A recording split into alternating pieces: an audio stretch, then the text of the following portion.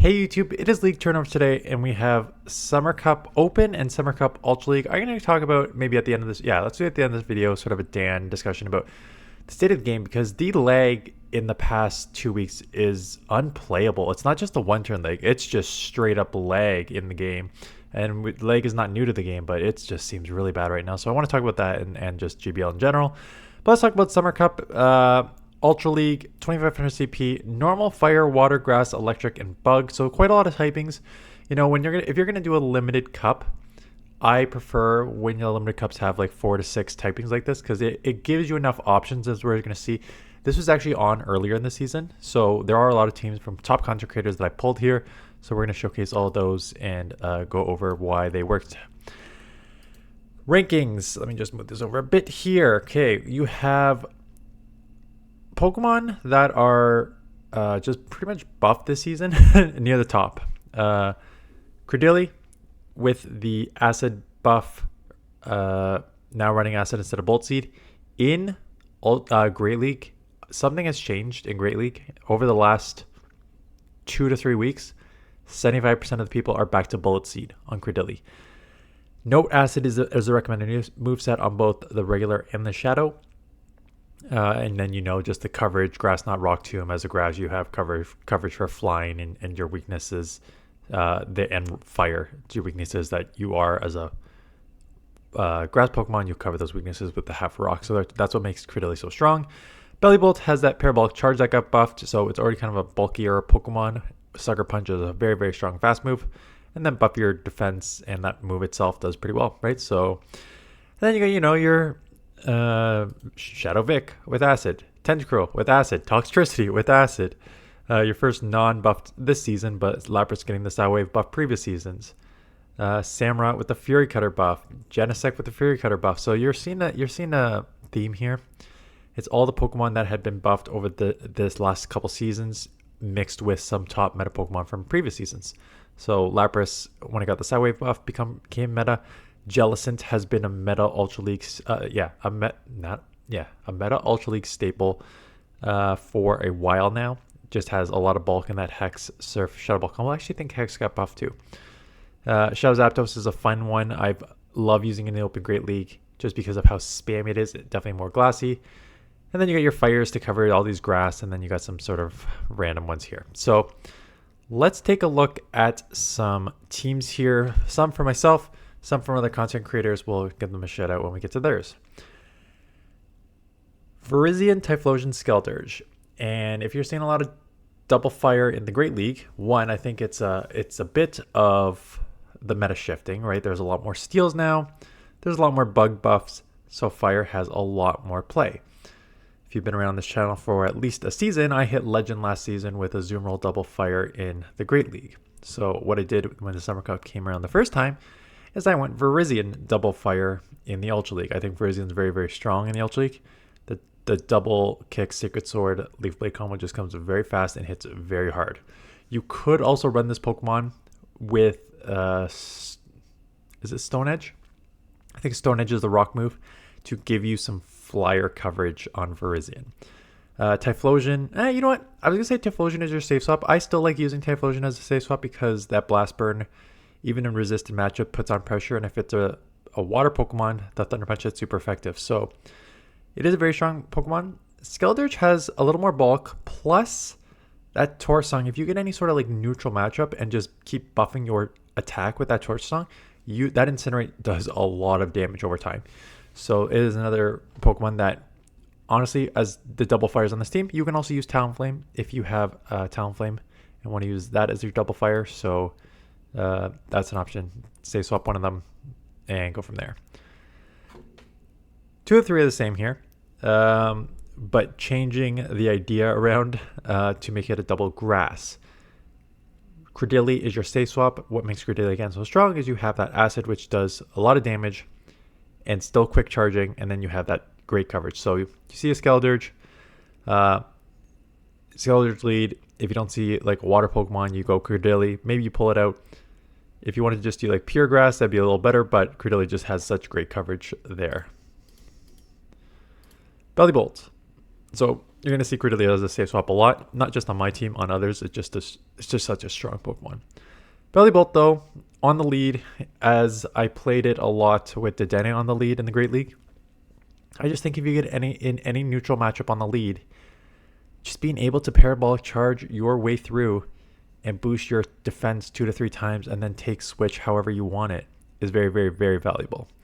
So that is on lead. Again, you don't need to use it on the lead, but yeah, you can. Double electric on this, and why double electric works here is because your Zapdos is a flyer. So Bellybolt as an electric is weak to ground. But, you know, as a flyer, you double resist on the flying, single, super effective on the electric, so you net resist ground. So you have coverage for ground there. You have the grass not on Credillia, so you have coverage. Zapdos, very glassy. Given Bellybolt's bulk, and same thing, Credillia has a lot of bulk, maybe not mine because it's a 15, 15, 14, but you need XLs if you want to have a good IV1. Definitely save your shields for Zapdos if you're going to use that. Okay, let's look at some content creators. This one's, I got Home Slice, Yonkus, and it's Axon. So Home Slice using the Gliscod, Genesect, and oh my goodness, I'm gonna blank on its name here. I'm blanking on the name. Fire Dragon there. Gliscod, fantastic save swap. Notice it is running Shadow Claw here because your Fury Cutter is being used by Genesect. This one is using the Electric Technoblast. I think you can.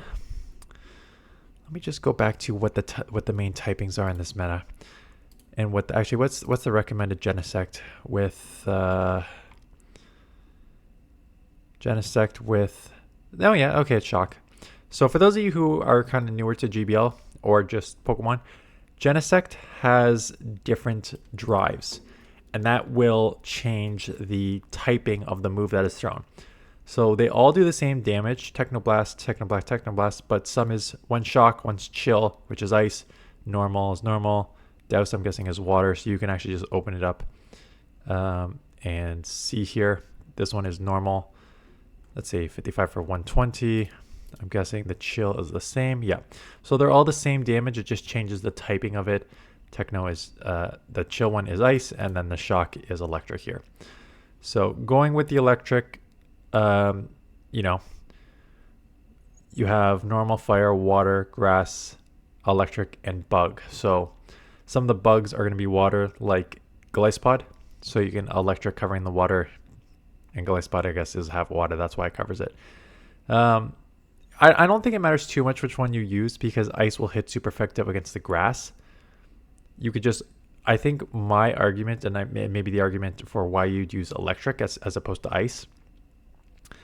Electric on these, unless they have a secondary typing of ground, Electric will hit normal against every single one of these. Bug, nope. That's wrong. It resists grass. Grass resists electric. Never mind. I was gonna say ice is resisted by water and fire. So I guess it's resisted twice there, right? Ice is resisted by fire. Ice is resisted by water. So you can get the single resisted on grass and still have that coverage. And I don't even remember the normal one coming. Like I don't even remember how to get the normal one. Anyways, sorry. That's just a little aside. But just be aware, all these Genesects have different typings there.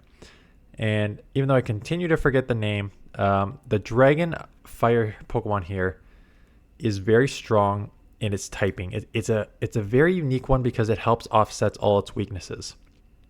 So, Dragon is weak to Fairy. Fire resists Fairy. Dragon is weak to Ice. Fire resists Ice. Fire is weak to Water. Dragon resists Water. So you have a lot of your weaknesses on individually being offset by your secondary typing, which makes it quite strong because it just kind of lowers the amount of weaknesses that you have, while still having like ground and maybe a couple others. But it's generally a strong Pokemon. You have the Incinerate, Dragon Pulse, and Overheat as your coverage moves there. Scizor, Credillia, and Jellicent. So obviously Credillia is going to be everywhere. We know that. Jellicent, for those of you who have not been playing for a while, Jellicent has been so strong in the Ultra League. I'm pretty sure I hit Legend with Jellicent in the Ultra League like 12 seasons ago. It's just been around for a while now. Super strong. Shadow Ball is a great move. Surf is a decent move as well. Get to it pretty fast with the hexes. Have a lot of bulk. Fantastic Pokemon there. And Credilli, obviously, 1550. Geez, that's my IVs too. Is a very strong Pokemon and still bulky. Scizor is not, right? Scizor here is using Fury Cutter as opposed to Iron Head. When you have fire and you have water, Bullet Punch. Bullet Punch as a steel is resisted by fire and it is resisted by water. So going with the bug instead to only having the single resisted by the fire. And you spam a little faster, actually. So it does way less damage, but you actually spam these Night Slashes, Trailblaze quicker. So have that on the lead. Weak to fire, double weak to fire. The only weakness is fire. So you cover your fire weaknesses with a rock Pokemon that has Rock Tomb and a water Pokemon in the back. So it's just a very balanced team there. Galvantula, Typhlosion, and Jellicent. So I kind of already talked about how strong Typhlosion is with especially if it's a Shadow. There's kind of the old saying. It was true with Shadow Machamp. It was true with Shadow Charizard. It's very true with Shadow Typhlosion that it doesn't care about your typings. You really do not want to take a Blast Burn from Typhlosion, even if it's resisted. It does a lot of damage, especially from a Shadow. So it makes it pretty valuable. I still think Jellicent probably actually your safe swap here. But you can argument for both. Galvantula is the only sort of unique one on this team. Galvantula is a Pokemon that was very, very strong for a while. Because this was before Charger Bug was in the meta. This was for Dedenne got buffed and their Parabolic Charge got buffed and Belly Bolt was in the meta. The go-to electric Pokemon, I liked using Togedemaru, but even before that, the go-to electric Pokemon was Lantern, but Lantern got nerfed. But Galvantula, since the early seasons, was always there. Usually it's run with Volt Switch.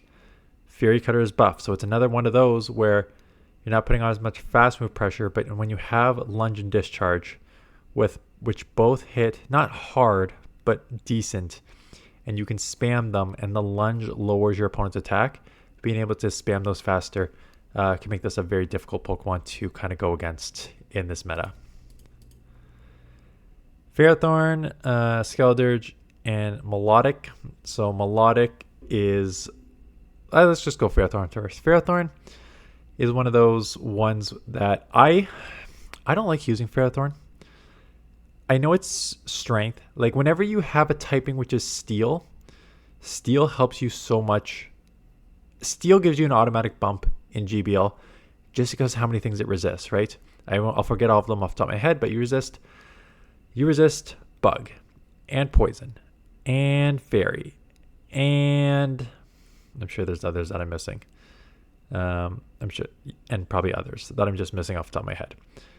So Steel, other steals as well. So you resist quite a lot with Steel. Power Whip is a good move. Bullet Seed is a fast charging move. So between the Steel typing, the Bullet Seed, and the Power Whip, it's a good Pokemon. Does have some, I think maybe why I have problems with it is it has a couple of the sort of main meta weaknesses. I think Fire is a lot more prevalent in this league in particular, and you're weak to fighting. And obviously, like Bullet Seed is a fast charging move, but it obviously doesn't do a lot of fast move pressure as opposed to the other two like Dragon Tail, Incinerate do. So if I was gonna, I think my view, and again you can view however you want. My view was if you're gonna have that super fast charging move, it's got to be very, very fast charging, like 4.5 energy per turn to get to like a super, super, super dominant move. So that's why I like using Swampert back in the day with the Mud Shot, just spamming those Hydros at 5-4. That's why I liked using Togedemaru with the Thunder Shock. If you're not going to do any damage, that's fine, but get to those wild charges in 10. I just don't like using Frathorn, but it does have play.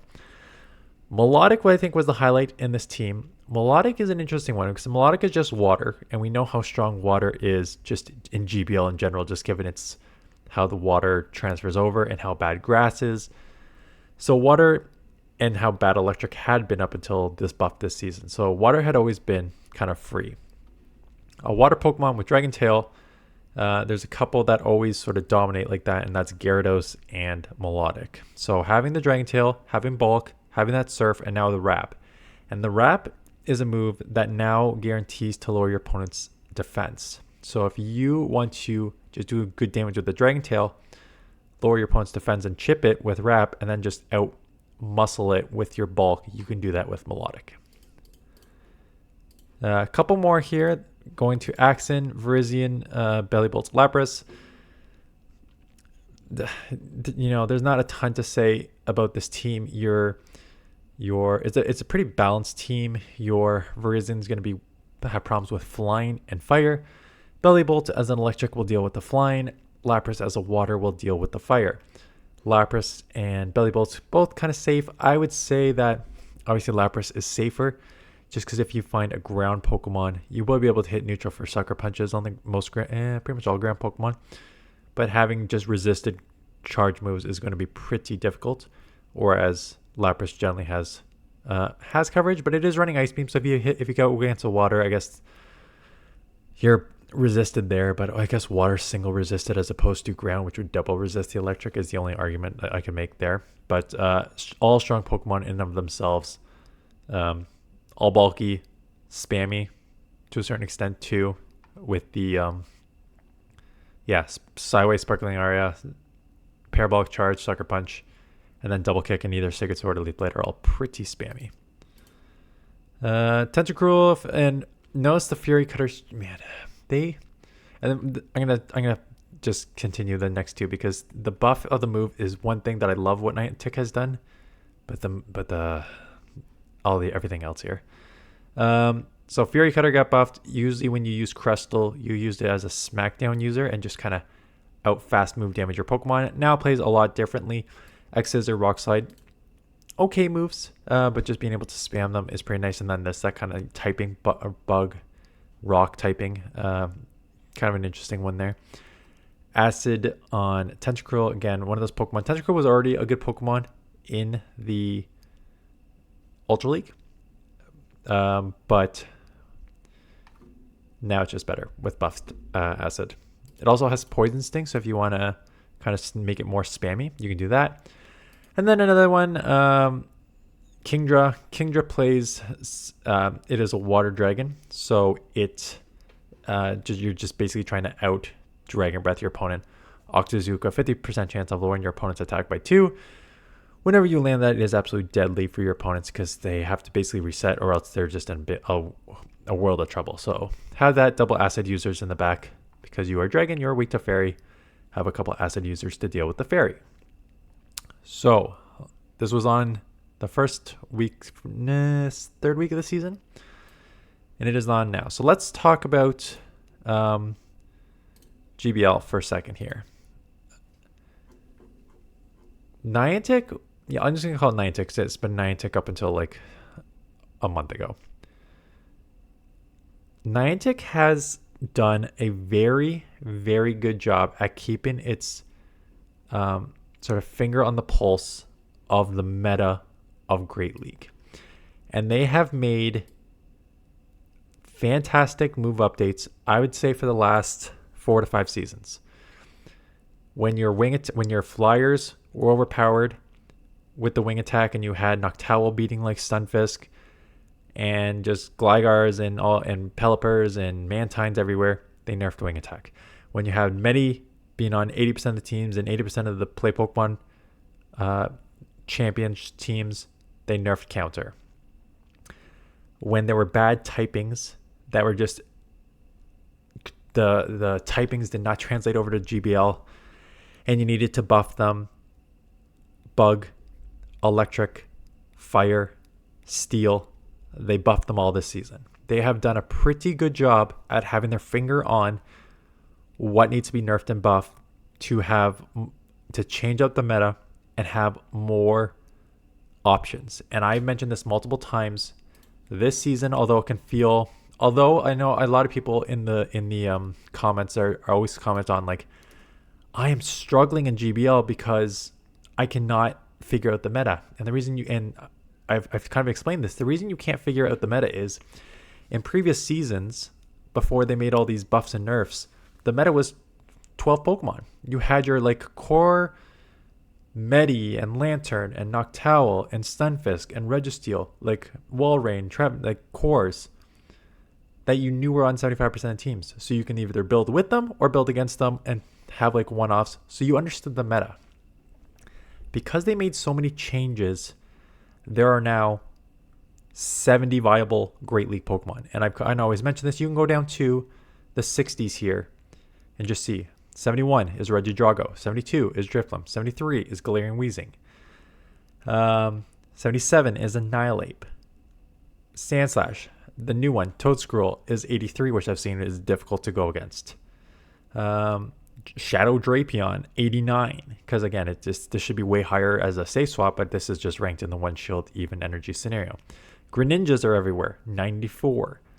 Bastiodons, this one's Shadow, so the non-Shadow is probably higher. Bastiodons are showing up because all the fires are showing up. Golisopod is one of the best safe swaps at 103, right? So you have so many viable Pokemon in the Great League right now, which makes it very difficult to understand the meta, which is why I think a lot of people are struggling with the Great League this season. However, just because the meta has expanded and people are struggling, I still think the overall health of the Great League and the Ultra League, I know a lot of people don't play the Ultra League, the overall health of these leagues is much, much better than it has been in previous seasons. However, the effort that they've put into every other part of the game is potentially the worst I've ever seen. The one-turn leg,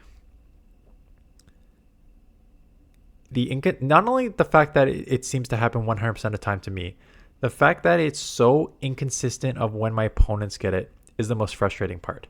And the one-turn leg is so important. I haven't been watching the Play Pokemon series, but the best players in the world used correctly CMP tie. So charge move priority tie. What that means is if your Pokemon has a higher attack, if you both throw the charge move at the same time, whoever has a higher attack gets to go first.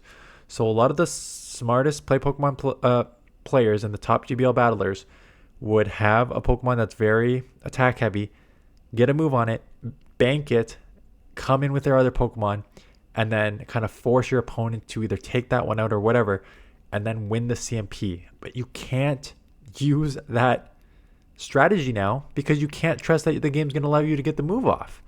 And that's just the one-turn leg issue. And I think that is a huge issue. And it's one that completely changes how you have to play the game. This past weekend, I don't know if they had too many events going on. I mentioned that there was 3 events going on. The just general lag in the game was unplayable. I remember playing a couple games where I was trying to just do fast moves and it just wasn't registering. And my opponent's was, because I was like, oh, there goes my health. Why am I not getting any energy? And it was just down to like 50% health and not doing any damage to them. And I'm just like, top left, like what can you do? Between that, and I've mentioned multiple times before, here is the leagues that they've been doing this season. You have the 3rd week of the season, they came at us with a Master League and this cup that is on right now, an Ultra League. Where was it here? This week, you have, again, 2 Ultra Leagues, an Ultra League and an Ultra League Summer Cup. And the second last week of the season, you have a Master League with a Catch Cup. And Catch Cup, for those of you who do not know, is only Pokemon that you have caught during these last 90 days. I guess it would be like 80-something days. So that one, again, is if you haven't built it up in the last 80 days, you either build up Pokemon or you're not playing that league. I just don't understand what I cannot wrap my head around is they are putting great thought into how to make the meta much better, but putting zero effort into the leagues and making the game playable at a time when you are on the Play Pokemon Championship series and you have the Play Pokemon Championship happening. There's an event for the Play Pokemon Championship in the game in 2 weeks when the Worlds are on. The Worlds, I'm so I honestly hope they get. Someone mentioned this too. I hope they can feel shame and they are get embarrassed. And I hope I honestly, I don't hope it for the players, but I hope there's a crap ton of these issues that we see every single day in GBL. I hope it's on display at the championship. I hope that whoever's in charge now gets embarrassed on the world stage to show like, this is the pathetic state of your game, just so they maybe put some effort in to fixing it. The amount of times that we as content creators have to come on and complain, this is not new. Like, there has been bugs since season 1. If you go watch my Home Slice Henry interview, he talked about how he started as a content creator, and it was because he was streaming and battling viewers because the GBL had like not worked, and people were searching on YouTube, why isn't GBL working, and went to his channel. I couldn't imagine running a business and having part of the game or part of your organization screwed up for 20 some odd seasons and do nothing about it. Like, that's a fireable offense outside of a freaking mobile game, apparently. Like, anyways, I just wanted to kind of rant a little bit because it was just the lag this week was bad. And again, I've been playing since season 1, so I've seen a lot of bad lag before, but it was just like I couldn't play. It was just I could not play. Anyways, that is it. Let me know if you're playing this week. Oh, I should have mentioned this at the beginning of the video.